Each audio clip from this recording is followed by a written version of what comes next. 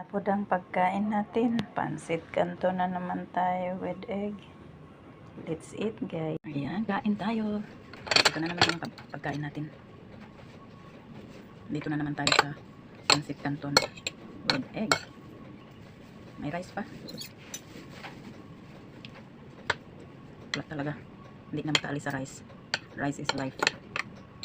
Mix ko na lang yung egg sa pansit canton ko para may lasa naman yung egg natin. Hindi na natin lagyan ng asin. Ayan. Sus, sarap na naman ang ating pagkain. Sarap naman ang pansit canton.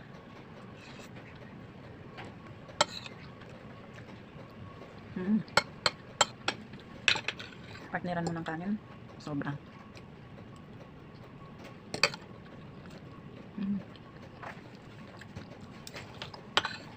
Busog mats na naman tayo nito.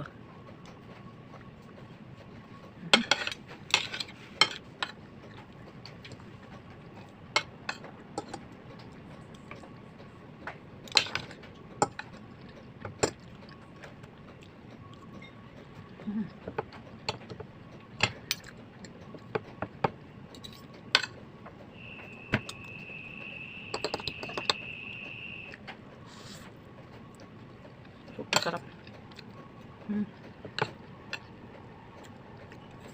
Pag ganito ang ulam, buhay na ako. Mabubuhay na ako dito.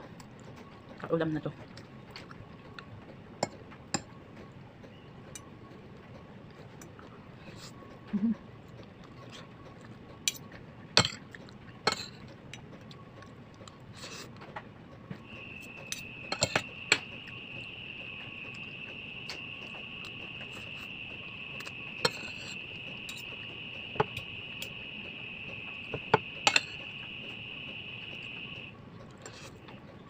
Mm.